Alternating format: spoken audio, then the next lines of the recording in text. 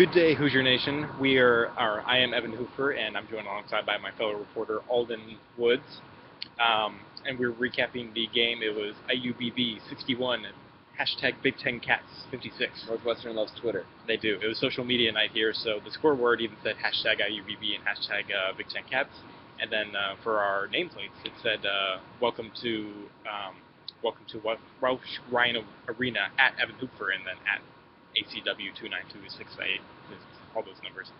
But we're here recapping the IU basketball victory.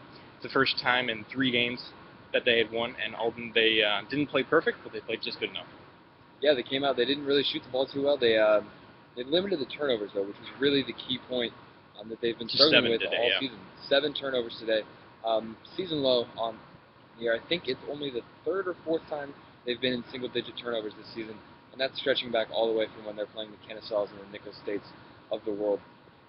So yes, especially in games where they've been turning the ball over 20, 23, 21 times in recent games in Big Ten slates, it's great that they come out here and they get a win. And they're able to really control the turnovers, and they control the pace of the game. IU's not a team that comes out here and plays this half-court running plays style of basketball, but they were able to do that today, and they really controlled the game. Mm-hmm. They shot really well from the field, though. 47% from the field. They limited Northwestern to 38%. The shorthanded Wildcats, I might add, Chris Collins said after game they only had 7 viable players in the rotation due to suspensions and injuries and stuff like that. So it was really a really strong performance by the Wildcats. But IU did get it done, and they didn't play perfect. They didn't play their A game, but they played just good enough to win. And that's really what's been missing from this IU team this year. You'd seen the A game against Michigan and Wisconsin where they just played bonkers and out of their minds, but then you hadn't really seen that just gritted out victory where they hadn't really dominated the game. But a big road win here. I think it was 42 days, or what am I calling, since the last road win against Penn State way back when. And it was a very good victory for IU basketball. And then, what do you think of the purple court? I really like it.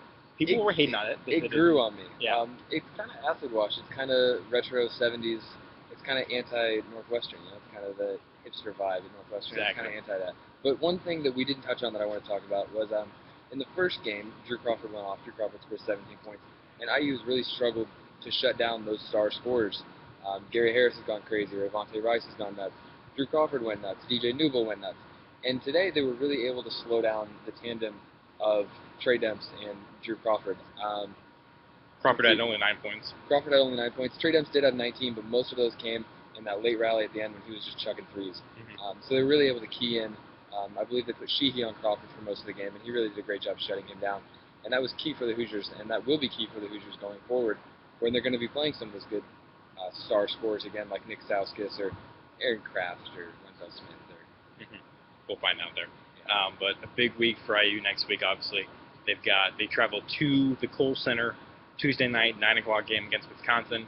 Come back home, doesn't get any easier against number 15 Iowa. Then finally they wrap it up against Ohio State on Saturday. So it's just a couple of days and a lot of ranked teams within that short amount of time. So we'll see how this IU basketball team responds. Up